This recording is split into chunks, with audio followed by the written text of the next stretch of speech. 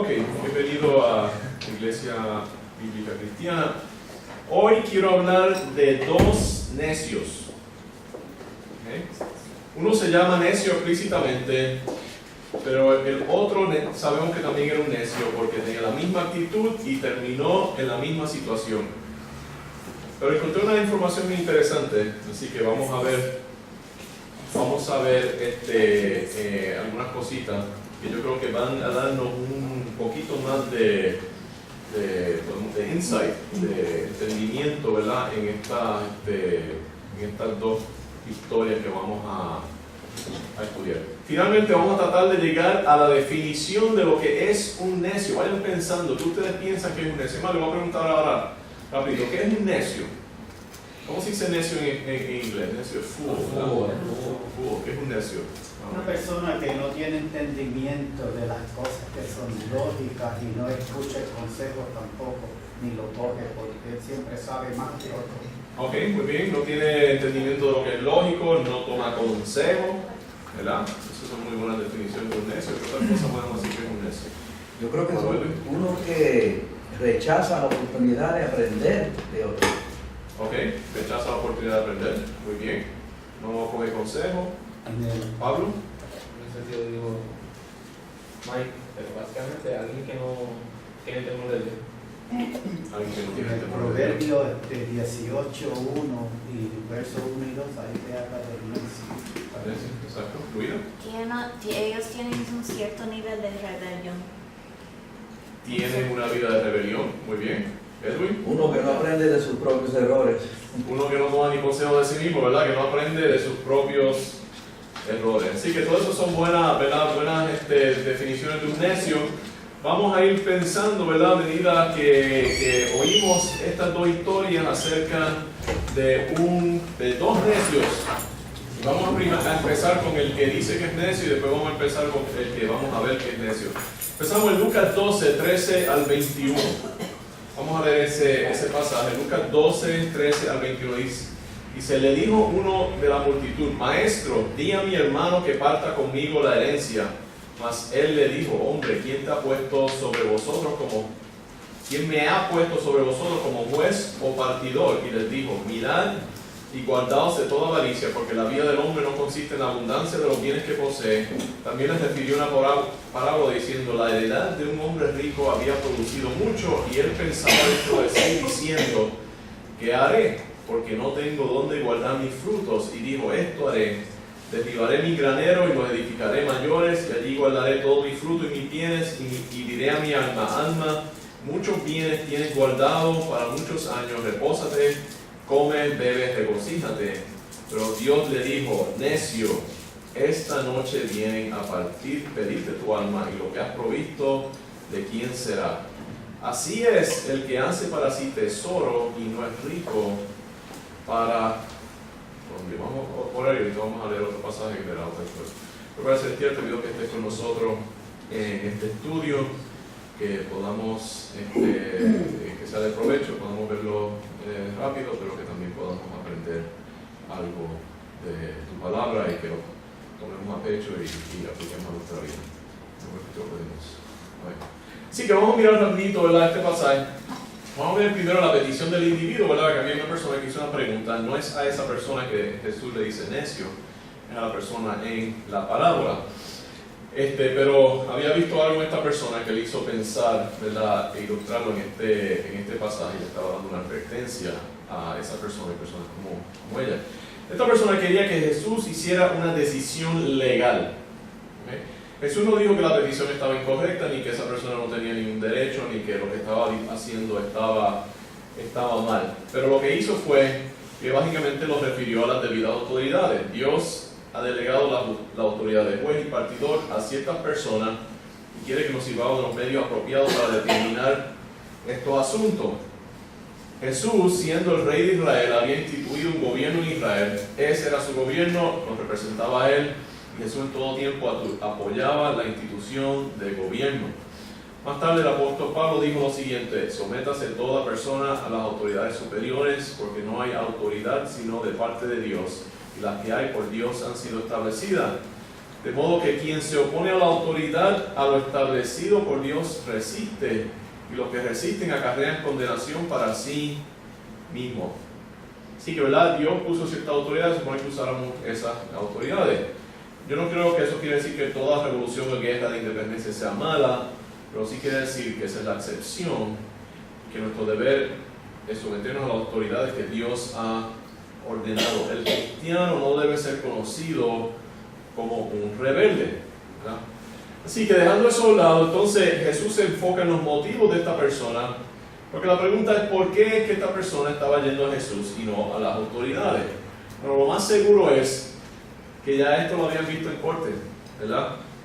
Él había ido a las autoridades y no le gustó el resultado, ¿verdad? Entonces dijo, ¿ahora quién puedo ir? ¿Verdad? Entonces como Jesús venía predicando, le dijo, déjame llevar esto a Jesús a ver si él me da algo, ¿verdad? Habla con mi hermano y la dividimos de una manera que sea más aceptable para mí, ¿verdad? Pero si quería más de lo que le correspondía legalmente, entonces él tenía un problema de avaricia, y es a ese problema que Jesús ahora enfoca su atención. Efesios 5:5 dice, porque sabéis esto, que ningún fornicario o inmundo o avaro que es idólatra tiene herencia en el reino de Cristo y de Dios. Fíjense la conexión que se hace ahí. Un avaro es lo mismo que un fornicario. Jesús dijo que la vida del hombre no consiste en la abundancia de los bienes que posee. Jesús le dijo al diablo, ¿verdad? Después de haber ayunado 40 días y 40 noches, dice que vino el tentador y dice, si eres el Hijo de Dios, y estas piedras que se conviertan en pan. Él respondió y dijo, escrito está, no solo de pan vivirá el hombre, sino de toda palabra que sale de la boca de Dios. Si la palabra de Dios no es una parte importante de nuestras vidas, entonces no tenemos vida y somos verdaderamente ricos. Porque fíjense que dice, no solo de pan vivirá el hombre, sino de toda palabra que sale de la boca de Dios. Así que vamos a ver rapidito, entonces, ¿verdad? Ese contexto de la historia. Ahora vamos a ver rapidito la historia y después vamos a ver otra historia. Primero tenemos, dice, la heredad de un rico. Ahora, ¿por qué lo llaman la heredad? ¿Por qué no dijo los terrenos o la propiedad de un rico? Porque, ¿verdad? En Israel todo el mundo tenía una herencia. Este era terreno que Dios le daba al pueblo de Israel, ¿verdad? Ahora, esto era algo que había recibido, ¿verdad? Era una heredad. Él recibió esto. Y yo creo que nosotros tenemos que darnos cuenta que nosotros, ¿verdad? Lo que nosotros tenemos es porque lo hemos recibido, aun si lo hemos trabajado. Dicen, ¿verdad? Porque ¿qué hemos recibido nosotros? Que son algunas cosas que nosotros hemos recibido, ¿verdad? Que no nos vinieron a nosotros, que nosotros mismos no hicimos nada por ellos. ¿Qué cosa? Salvación. Okay. Una herencia. Muy bien, la salvación, la vida física. ¿Qué otras cosas recibimos? Los padres nos levantan de no poder ni movernos. La crianza de nuestros padres, ¿verdad? Algunos son mejores padres que otros. ¿Qué más recibimos nosotros? ¿Qué otra cosa? Piensen en su mente, ¿qué otra cosa nosotros recibimos que contribuyen a nuestro éxito? La inteligencia. ¿Qué otras cosas producen éxito? Salud. Estabilidad emocional. ¿Dónde naciste? El lugar donde nacimos. Cuando nacimos. ¿Verdad? Yo le doy gracias a Dios que yo nací aquí en este tiempo, porque tengo unas habilidades que ahora mismo se recompensan bien, ¿verdad? Poder hacer cirugía bien pequeña, poder ¿verdad? Absorber cantidades grandes de información. En los tiempos ¿verdad? Neolíticos eso no era muy altamente premiado. Yo probablemente me hubiera muerto de hambre durante ese tiempo. ¿Ruina?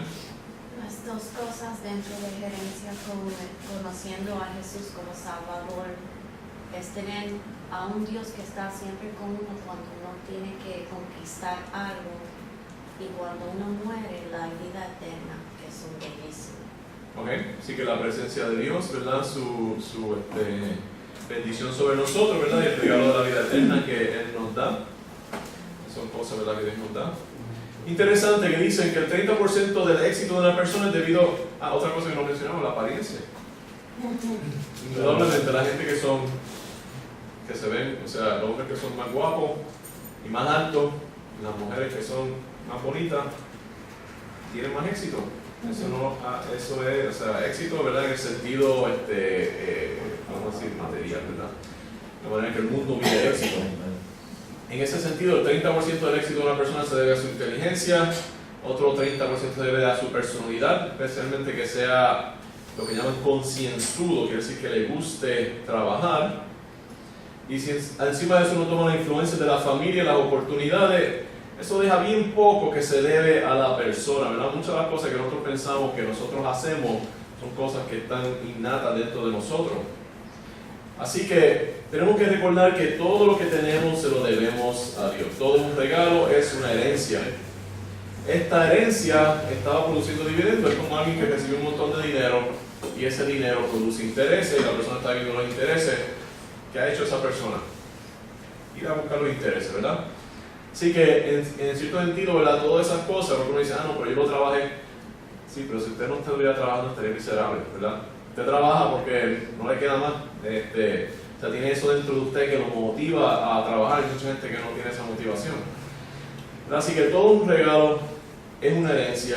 Esta herencia está produciendo dividendos. Tenemos que darle gracias a Dios por eso y ser humildes. Lo que tenemos no nos pertenece, le pertenece a Dios. Así que, pero ¿verdad?, era un rico, tenía esa heredad, lo había recibido, tenía las cosas que lo hacían una persona ¿verdad?, exitosa. Tenía mucho más. Ahora, eso no quiere decir, ¿verdad?, que nosotros debemos envidiarle a la gente rica. Me dejé poner eso porque mucha gente, ¿verdad?, que es exitosa, se ha esforzado grandemente, ¿verdad? Y sea eso, ¿verdad?, lo que sea algo innato que sale de ellos o una decisión que ellos hicieron, eso produce eso. Y si nosotros queremos tener lo mismo que ellos tienen, tenemos que tener, ¿verdad?, de alguna forma hacer las mismas cosas, ¿verdad? Así que el que no está trabajando no debe envidiarle a los que sí lo están haciendo. Ahora, vemos, ¿verdad?, que tenía más de lo que necesitaba. Dice, había producido mucho, tenía tanto que ya los graneros que él tenía no eran suficientes. Tenía un exceso tan grande que sus graneros se desbordaban, ¿verdad? Ahora, uno pensaría, y yo pienso, ¿por qué necesitaba unos graneros tan grandes? Porque él no cogió y vendió todo ¿verdad?, esos granos, ¿verdad?, ese trigo, lo que sea que tuviera. Porque él usó eso y invirtió, ¿verdad?, en otras personas, ¿verdad? Él tenía muchas cosas que él podía hacer eso, no solamente almacenarlo para su retiro, ¿verdad? Que fue lo que él hizo, lo almacenó para su propio uso. Su meta era no tener que trabajar. Si iba a retirar, iba a disfrutar la vida. Ahora, tampoco hay nada malo con disfrutar la vida, ¿verdad? Salomón dice lo siguiente: yo he conocido que no hay para ellos cosa mejor que alegrarse y hacer bien en su vida, y también que es don de Dios que todo hombre coma y beba y goce el bien de toda su labor. Pero fíjense que aquí dice que esta persona está haciendo bien y que está laborando. Yo creo que si una persona quiere ser feliz, tiene que estar haciendo algo. Algo tenemos que estar haciendo con nuestra vida, aun cuando nosotros nos retiremos, ¿verdad? Yo no estoy retirado y quizás los que están retirados me pueden decir lo contrario, ¿verdad? Quizás yo estoy grandemente equivocado y cuando llegue a ese punto voy a estar tan y tan agotado, ¿verdad? Pero yo lo que noto es que la gente retirada que está feliz, casi siempre, ¿verdad? Sí, ¿verdad?, están gozando de la vida porque han trabajado mucho, pero también están haciendo algo productivo. Yo me recuerdo que mi abuelo, él pintaba, tenía un hobby, se pasaba pintando cuadros, pintó como 40 cuadros, los repartió a todos sus nietos y bisnietos. Y también de vez en cuando hacía un planito, ¿verdad? El arquitecto hacía un planito, le daban su dinero, ¿verdad? Y eso suplementaba su retiro, y interactuaba con gente, y él iba a distintas, él también coleccionaba monedas, y a veces daba talks y hacía cosas. Persona bien activa en su retiro, lo único que estaba haciendo cosas de gratis. Bueno, no solamente de gratis, pero estaba haciendo, ¿verdad?, cosas de menos stress, pero estaba haciendo bien productivo. Porque yo pienso que hemos sido creados para trabajar, ser productivos y llevar fruto, ¿verdad? Sabiendo que hay muchas maneras de trabajar, muchas maneras de llevar fruto. Las madres en particular tienen la responsabilidad directa de criar niños, mientras que los padres tienen la responsabilidad de proveer para que las madres puedan enfocarse en esa labor, ¿verdad? No es un 100%, los padres también tienen responsabilidad de criar niños y las madres también pueden tener una manera de suplementar su, ¿verdad? Pueden tener carreras también. Tenemos que ser productivos. Y Pablo dijo, el que no, dice, si alguno no quiere trabajar, tampoco come. Ahora, el tercer problema, vimos, ¿verdad? Que había un rico, tenía una heredad, tenía más de lo que necesitaba, pero tenía una cosa, ¿verdad?, que lo hacía necio. Y el problema era que nuestra vida se acabará. El problema con vivir para el retiro, ¿verdad? Esto se lo digo a los jóvenes, es que eso se acaba. Yo me recuerdo que una vez, ¿verdad?, estuve bien impresionado cuando terminé la escuela de medicina, estaba haciendo un internado. Vino un señor que ¿verdad?, al hospital, estaba en un hospital de veteranos y lo internaron porque tenía un dolor en el estómago. Y él nos contaba que él ¿verdad?, él había trabajado toda su vida y se había retirado un poquito joven, ¿verdad? Se había retirado como quizás a los 63, que en cuanto podía coger seguro social, seguida se retiró y hizo lo que quería hacer toda la vida, que era que se compró un Winnebago. ¿Sabes lo que es un Winnebago? Es uno de esos trailers motorizados, trailer campers motorizados. Y él dijo que él se fue por todos los Estados Unidos, de arriba a abajo, desde Maine hasta California, Washington, el Midwest, el sur.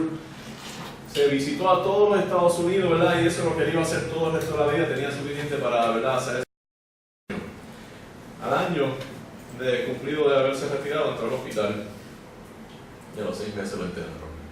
Tenía cáncer pancreático. Así que, ¿verdad?, yo me quedé muy impresionado. Sí tuvo un buen año, ¿verdad? Pero ¿cuántos años trabajó para tener un buen año? Y eso a mí me enseñó una gran lección. Y he tomado a pecho eso el resto de mi vida. Yo pienso, estar un poquito retirado toda la vida, pero nunca completamente retirado. Disfrutar de la vida ahora cuando yo puedo,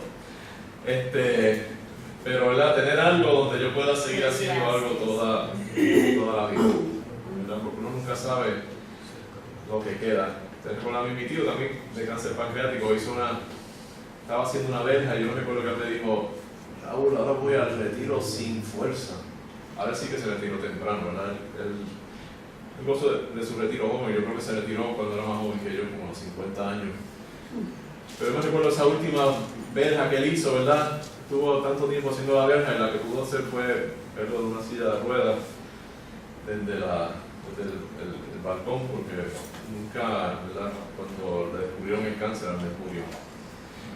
Así que, ¿verdad?, muchas personas hacen mucho esfuerzo para guardar por su retiro, están una vida entera haciendo eso, pero no hacen nada para su retiro eterno, ¿verdad? Y ese sí que sabemos que todos vamos a estar. Así que la próxima, ¿verdad?, hemos estado 15 minutos, la próxima media hora vamos a hablar de otro rico que tampoco, ¿verdad?, pensó de su retiro eterno.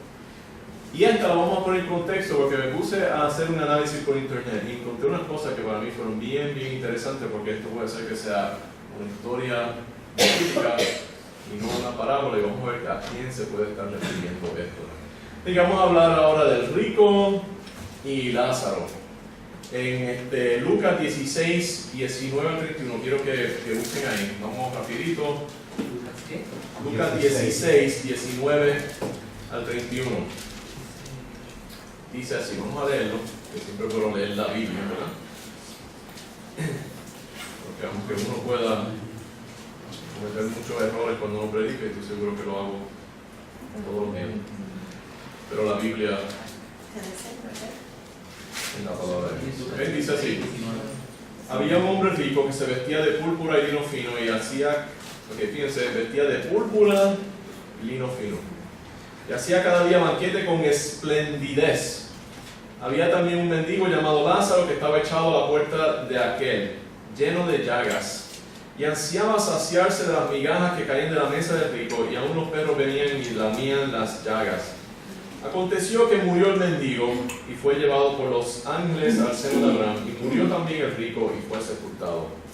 Y en el Hades alzó sus ojos estando en tormento y vio de lejos a Abraham y a Lázaro en su seno. Entonces él, dando voces, dijo: Padre Abraham, ten misericordia de mí, y envía a Lázaro para que moje la punta de su dedo en agua y refresque mi lengua, porque estoy atormentado en esta llama. Pero Abraham le dijo: Hijo, acuérdate que recibiste tus bienes en tu vida, y Lázaro también males, pero ahora este es consolado aquí y tú atormentado. Además de todo esto, una gran cima está puesta entre nosotros y vosotros, de manera que los que quisieran pasar de aquí a vosotros no pueden, ni de allá pasar acá. Entonces le dijo: Te ruego pues, Padre, que le envíes a la casa de mi padre, porque tengo 5 hermanos, no dice mucho, hermanos, 5, para que les testifique a fin de que no vengan ellos también a este lugar de tormento. Y Abraham le dijo: A Moisés y a los profetas tienen, óiganlos.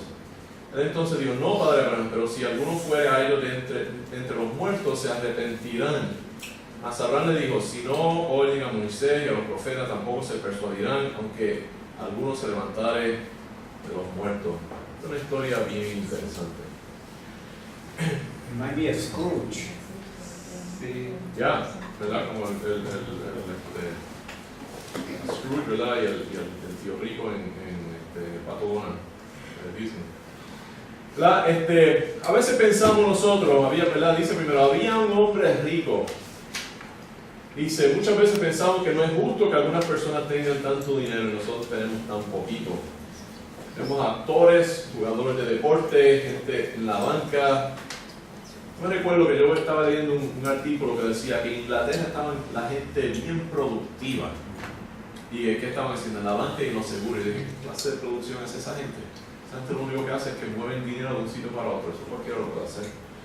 Porque de verdad da trabajo inventarse algo nuevo, ¿verdad? Curar a los enfermos, sacar un medicamento nuevo, diseñar un avión. Eso es lo que es ser bien productivo, ¿verdad? Pero que esa gente sea tan productiva que lo único que hacen es que sacan chavos de aquí, cogen, tiran los chavos para allá y se quedan con un poquito de eso. Eso no hace cualquiera. Pero eso es lo que produce mucho dinero. A veces pensamos que eso no es justo, ¿verdad? Sin embargo, deberíamos pensar lo contrario. Para la mayoría de las personas el dinero es una maldición.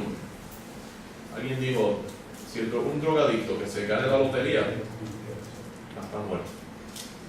Hay mucha gente, hay muchos adictos por ahí. La mayoría de la gente que se gana la lotería, yo me imagino que no están mejor. Algunos quizás sí, pero... Dice: ¿cuántas de estas personas van a ir al cielo? Dios los ha maldecido con dinero. Jesús mismo dijo a sus discípulos: de cierto digo que difícilmente entrará un rico en el reino de los cielos. Dale gracias a Dios. Debemos darle gracias a Dios que no nacimos ricos. Otra vez os digo que es más fácil pasar un camello por el ojo de... ¿Vamos? No, pero es que, ¿verdad? Si tú miras la perspectiva de a quienes Jesús está diciendo eso y que era ser rico en ese entonces, pues la gran mayoría, tú puedes decir que la gran mayoría de Puerto Rico es rico. Si tú comparas, si tú ves que sí, pero rico es en comparación a los demás. Sí, es relativo. Por eso. La gente se piensa cuán rico, cuán pobres son, no en comparación, en términos absolutos, en comparación a sus antepasados de hace 1000 años, en comparación a los que los rodean. Dice: otra vez os digo que es más fácil pasar un camello por el ojo de una aguja que entrar un rico en el reino de Dios. Sus discípulos, oyendo esto, se asombraron en gran manera, diciendo: ¿quién pues podrá ser salvo? Y mirándolo, Jesús les dijo: para los hombres esto es imposible, mas para Dios todo es posible. Quiere decir, hay excepciones, ¿verdad? Hay gente rica que son salvos. Eso de pasar algo del camello por una aguja, la gente no entiende eso. Eso era que para entrar a los fuertes, a las ciudades, cerraban los portones y entonces había un hueco para que un hombre podía pasar, pero no podía pasar un camello ni una carga. Y ese era el ojo de la aguja, televisión. Sí, exacto. Es una de las interpretaciones que hay, que era un huequito bien chiquito y el camello no podía pasar. Pero como quiera, el camello no podía pasar, tenía que pasar la persona, ¿verdad? Solamente. Así que para el camello, si ese era rico, tampoco podía entrar. ¿Julia? Lo que yo entiendo es que el camello puede significar lo que uno tiene. Exacto. Toda su riqueza del mundo, todo lo que tú le gusta, hay que desmontar para entrar a la ciudad. Dejar eso atrás, o no te entras. Eso es muy buena interpretación, ¿verdad? El camello definitivamente para la persona en ese tiempo era una gran parte de su riqueza. Yeah. Y tenían que dejar su riqueza afuera para ellos poder entrar y ser salvos. Eso es una interpretación muy interesante. ¿Verdad? Así que esa es la idea, que uno tiene que dejar afuera esa riqueza, ¿verdad? Porque la persona rica como tal es bien difícil ser salvo, porque para Dios todo es posible.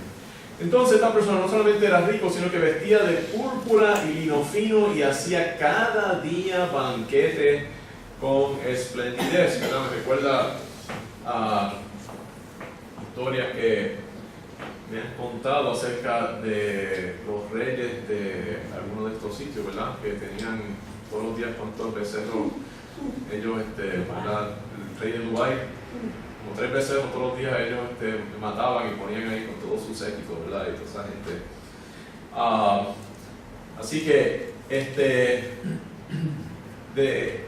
su dinero le hacía, él malgastaba su dinero en una vida de lujo y de comodidad. Interesante, hemos estado viendo una serie que se llama Crown, que habla de la familia real de Inglaterra. Y había uno que había sido rey y había abdicado su reino, y ese no hacía absolutamente nada más que todos los días tener un banquete, un baile, jugar baraja, y el próximo día tenía otro banquete, otro baile, jugar más baraja, y el próximo día un banquete distinto, otro baile distinto y otro juego de baraja. Y él estaba aburrido de su comodidad y de su lujo. Él lo que quería era un trabajo, pero como había sido amigo de Hitler, pues nadie lo quería por nada de eso. ¿Verdad? Así que esa vida de lujo no satisface. Vestía de púrpura, así que parece ser de una familia de la clase noble. El tinte púrpura venía de las conchas de unos caracoles especiales y era sumamente caro. En algunos sitios no era permitido que nadie afuera de la familia noble lo usara, así que si tú lo vestías de púrpura era la nobleza. Y que era un rico, vivía en lujo, y vemos que era incompasivo. No tenía ni chispa de compasión, ya que no le dio ni una sola migaja a Lázaro. Era una persona que no le importaba el sufrimiento ajeno. Pregúntense, ¿por qué esta persona sería tan fría? ¿Verdad? Que ni tan siquiera un canto de pan le dio a Lázaro, que estaba sentado a su puerta. ¿Qué haría que esa persona fuera tan fría? ¿Pablo? No sabe lo que es estar en su posición. No sabía, ¿verdad? Nunca había experimentado eso, no sabía quizás por lo que estaba pasando a esa persona. Mantenga eso en mente, ¿verdad? Seguramente una de las cosas era que se creía que era más importante que lo demás, ¿verdad? Pero yo creo que hay otra razón, vamos a tenerla en la mente, ¿verdad? Porque era tan frío y no le importaba absolutamente nada. Ahora vamos a ver a Lázaro. En las parábolas, esta es la única, si esta es una parábola, esta es la única parábola que menciona un nombre. Así que probablemente no es una parábola. Probablemente es una persona real, porque se menciona el nombre. Dice que era un mendigo, pero esa palabra lo que quiere decir es alguien que está extremadamente en una extrema necesidad. No necesariamente es un mendigo, puede ser que no estuviera allí pidiendo, porque eso no era el mejor sitio para pedir. El mejor sitio para pedir era en la cafetera. Pero él estaba básicamente en el porch, en la entrada a la casa de esta persona. Básicamente alguien se lo había dejado allí a esta persona, quizás para que le diera una ayuda y tratara de hacer algo por él. Probablemente tenía una condición médica intolerable que le impedía que pudiera funcionar y que le causara que le salieran llagas. La palabra pobre tiene más el significado de alguien desafortunado y podía aplicar la idea de que este hombre sufrió de alguna enfermedad toda la vida. Una cosa que estaba pensando, ¿verdad? Podría ser que tuviera algo como diabetes.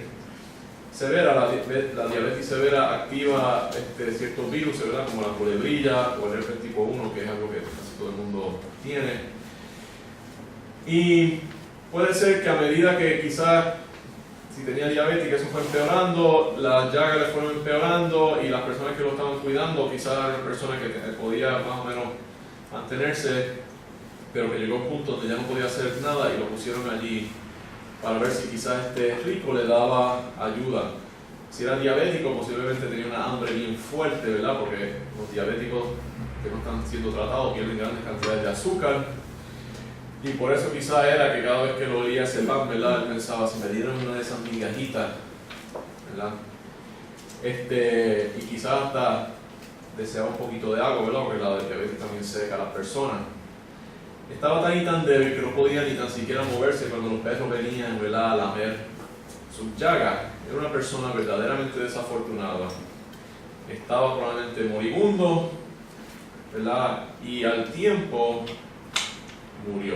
Así que esta no era una persona que era un drogadicto, una persona que ni tan siquiera quizá había dañado su vida, una persona verdaderamente que no sabe mucho de su pasado, pero llevaba, ¿verdad?, muchos años con una enfermedad y llegó a este punto de desfortuna, al punto que murió. Así que ahora vamos a ir a otro paso ya, ¿verdad? Él murió y también al poco tiempo muere el rico, quizás algunos días después. Y ahora vamos a ver lo que no vimos en la otra historia, y es qué pasa a estos dos individuos después. Vemos que el rico termina en el infierno. El infierno es una de las doctrinas más desagradables de la Biblia y una de las más importantes. Cuando uno predica sobre el infierno, la gente dice que es un mensaje negativo, y están en lo correcto. Es un mensaje bien negativo. Uno de los eventos más tristes de mi vida fue experimentar la muerte de mi abuelo. Cuando lo vine a visitar, estaba ya en coma, y aunque le hablaba de la Biblia, no respondía.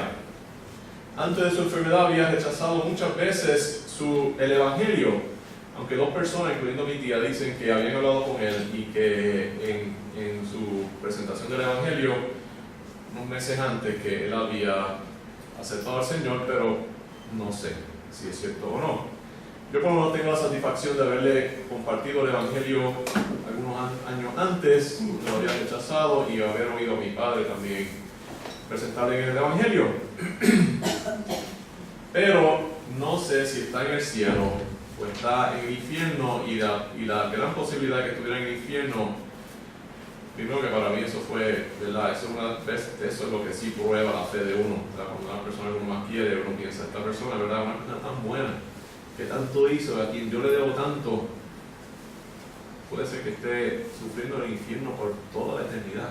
¿Cómo puede ser eso?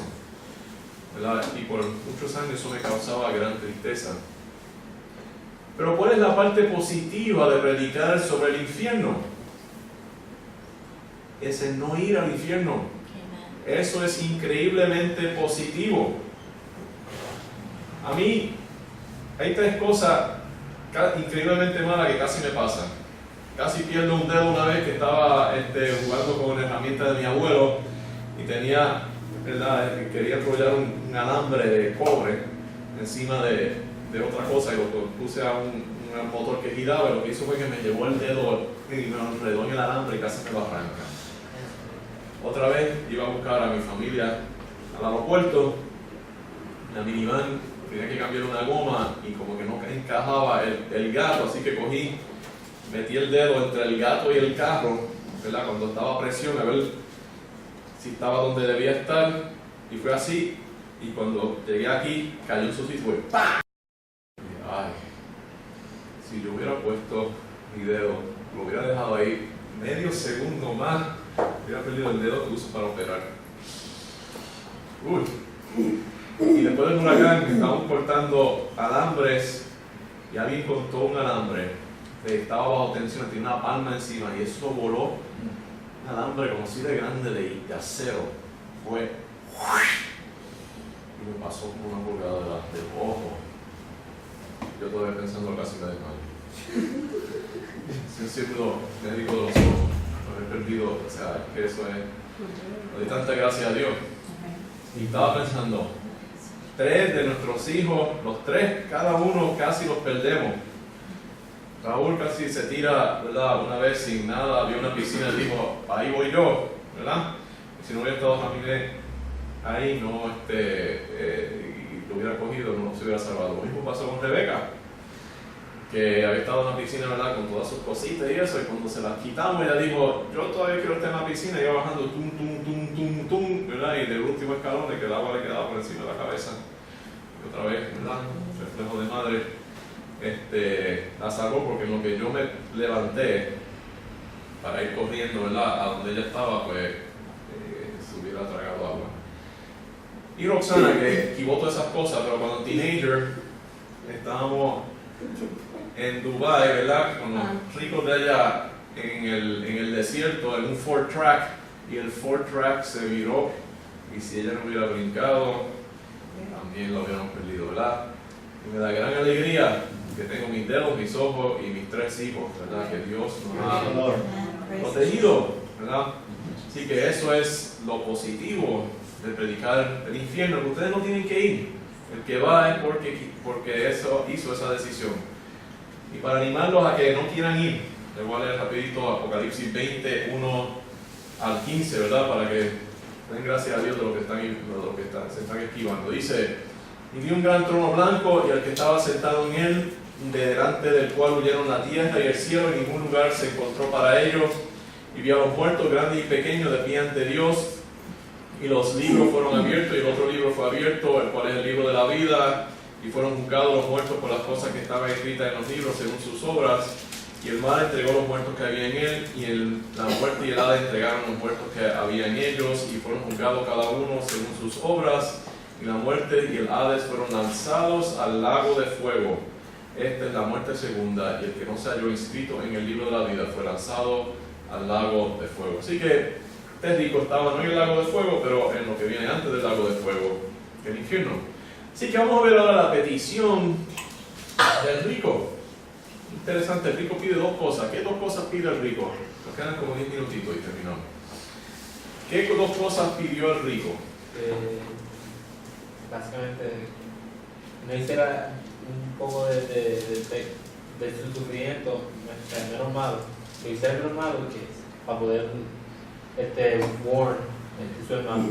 Una gota de agua y que Lázaro fuera a avisarle a sus hermanos.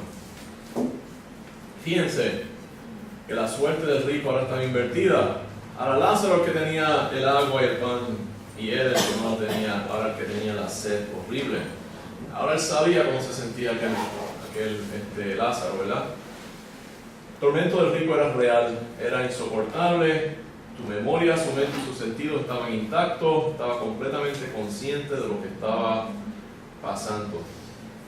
Fíjense, ¿verdad? Vimos que de la misma forma que el rico no demostró compasión en su vida, tampoco existe compasión en el infierno. Pero ahora hace otra petición que yo no encuentro rara por 3 razones. Y es que Lázaro fuera a su hermano. Primero, casi parece demostrar una preocupación por el bienestar de su familia. Sin embargo, es posible que demuestre más bien un sentido de remordimiento. Quizás este rico era, ¿verdad?, tenía una posición donde su actitud en su vida era tal que ahora estaba contribuyendo a que sus hermanos se pierdan. Quizás él es parte de la razón que esta gente era como era, ¿verdad? Y él sentía un sentido de culpabilidad. Lo que yo he hecho, mis hermanos van a venir aquí también por culpa mía. ¿Ves? Esto quizás lo único que yo puedo hacer, mandarle a Lázaro para que vaya. Pero fíjense, 2 veces le pidió a Lázaro que le hiciera un favor. Es posible que todavía el rico pensaba que en alguna forma él era superior a Lázaro y a otras 3 personas. ¿Quién era este para pedirle tal favor a Lázaro? Si el resto de la población no había tenido este mensaje, ¿por qué piensa que su familia merecía algo especial? Es este orgullo que lo llevó a donde estaba. Y la otra cosa es, ¿por qué este afán que alguien volviera de los muertos? Muy interesante, es posible que este rico fuera de la secta de los fariseos que no creían en nada más allá de la muerte. El hecho que vistiera de púrpura demostraba que era de familia noble. La familia de los sumos sacerdotes habían sido los gobernantes de Israel, la habíamos estudiado eso bajo Herodes. Por cientos de años, hasta que la llegada de Herodes, la familia del sumo sacerdote y muchas de las familias ricas y bien conectadas en Israel eran saduceos. Y si no crees que hay vida después de la muerte, tú vas a vivir exactamente como este rico y no vas a tener compasión de nadie. Porque tú vas a decir, ¿para qué me importa ese pobre? Ese pobre va a morirse y se acaba lo que, y se acaba ese problema. Cuando se muera se le acaba todas sus preocupaciones. Y yo, ¿para qué me voy a preocupar? Cuando yo me muera también todo se acaba, déjame vivir lo que tengo, ¿verdad? Gozar de lo que tengo porque es lo único que tengo. Ahora vemos la sentencia de Abraham. No es por falta de evidencia que la gente se pierda, es por su pecado. La evidencia ayuda a aumentar la fe de los que ya tienen un poco de fe. Muchos van a rechazar aún la más contundente evidencia. Y si rechazan la revelación actual de Dios, tampoco van a creer en más milagros y más señales. Y es una cosa, ¿verdad?, que por eso tenemos que tener mucho cuidado con todos esos milagros y señales que reclaman la gente por ahí hoy en día, que de verdad son de verdad necesarios. Y si no son necesarios, son de verdad reales, porque ya tenemos toda la evidencia que necesitamos. Ahora, en 10 minutitos, vamos a pensar qué pasó. ¿Qué pasó? Porque aquí vamos hasta las 1:30. ¿Qué pasó después de esto? ¿Qué le pasaría a Lázaro? ¿Habrá Dios concedido la petición de este rico? ¿Qué pasaría? Es muy interesante. Hay alguien que se llama Lázaro que volvió de los muertos. La medicina dice, ¿verdad?, que si alguien tiene dos cosas raras, es más probable que sean dos manifestaciones de una cosa rara que, o sea, dos manifestaciones comunes de una cosa rara que dos manifestaciones comunes que dos cosas raras en sus manifestaciones comunes, ¿entienden? O sea, que si hay dos cosas raras, la probabilidad es que están conectadas. Si uno tiene este Lázaro que estaba en el infierno, que no en el infierno, estaba con Abraham después de la muerte, y le piden que vuelva, y después hay un Lázaro que vuelve, quizás el mismo Lázaro. Ahora, la razón que esta conexión no se hace mucho es que esta historia de Lázaro, el mendigo, se encuentra en Lucas, mientras que la de Lázaro, el amigo de Jesús, se encuentra en el Evangelio de Juan. Pero si uno mira las cronologías, es posible que esta parábola se dijo cuando Jesús iba camino a resucitar o a despertar a Lázaro. Y es posible que Dios le concedió la petición de este rico y resucitó a Lázaro de los muertos. ¿Por qué Dios haría eso? Entonces, ¿ahora qué de los hermanos? Mike. Yo creo que eran dos diferentes Lázaros. Sí, dos diferentes Lázaros, porque este Lázaro estaba en un sitio o había un chism, un barrier que no podía pasar.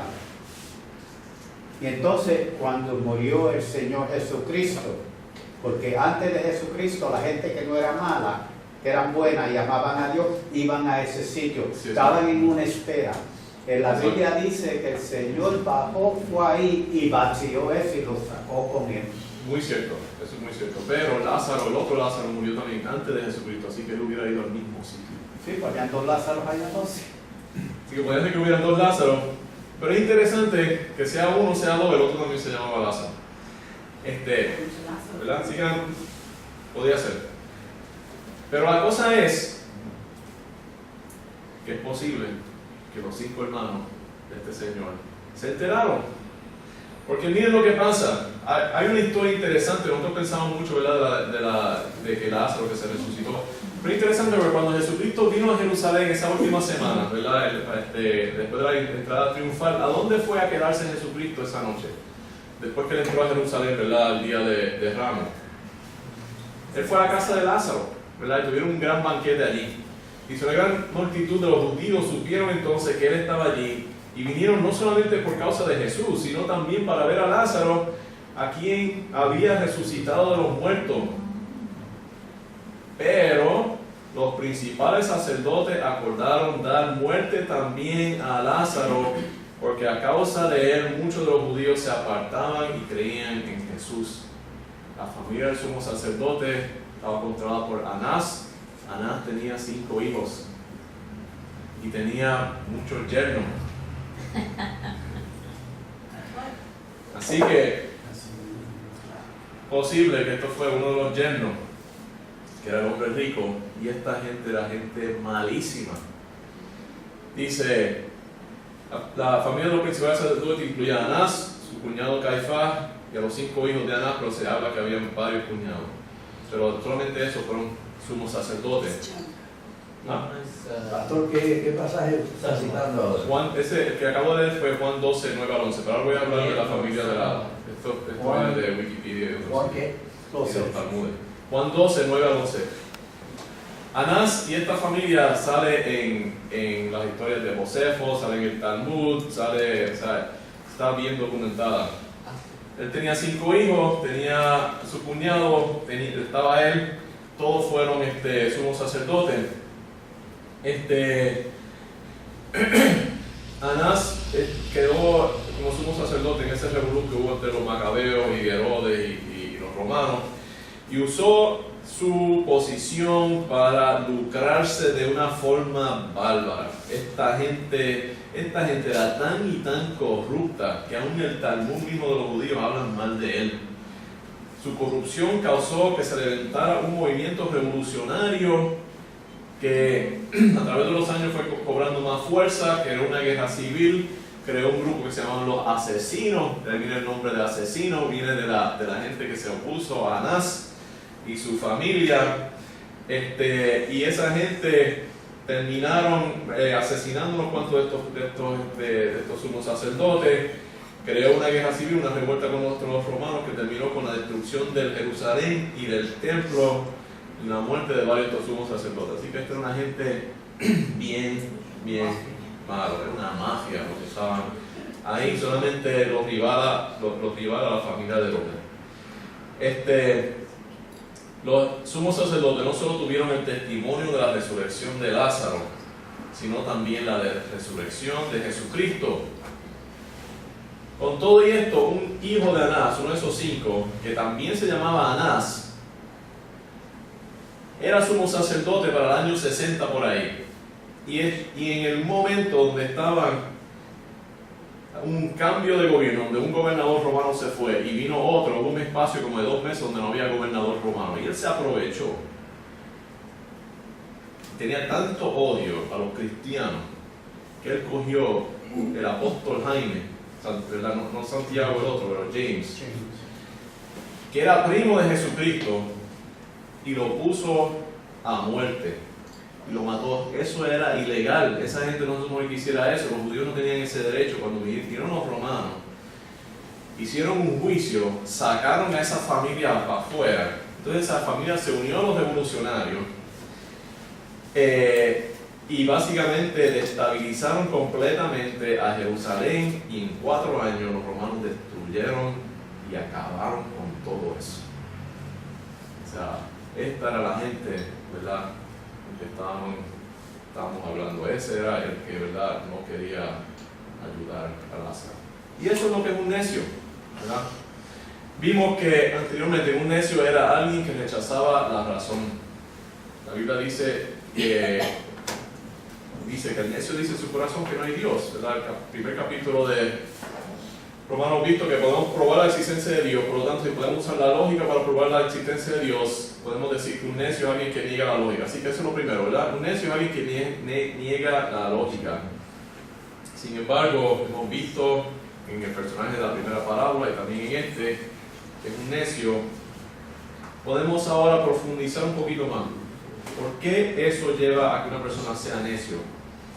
Y yo pienso que un necio es alguien que sacrifica lo permanente por lo temporero. Esto fue lo que hizo Esaú, y es lo que hacen la mayoría de las personas en este mundo.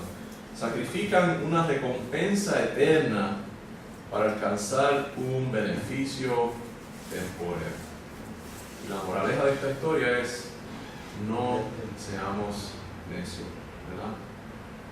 Aún si es para tener todo el poder del mundo y todo el dinero del mundo, algún día eso se va a acabar. Ahora, si tenemos todo el dinero del mundo y todo el poder del mundo, lo podemos usar para una tremenda cantidad de bien, ¿verdad? Pero no lo que hicieron esta gente, que fue para oponerse a Jesucristo, todo lo que él representaba y todo lo que Dios representaba. Amén. Pero estuvo bien interesante cuando me puse a hacer research y ver que quizás había esa conexión, ¿verdad? Eso le da un poquito más de, como que uno entiende las cosas mejor, le da un poquito más de vida, no es algo así, una teoría, una historia, es algo conectado a la realidad. Así que espero que le haya sido de interés, ¿verdad? Amén.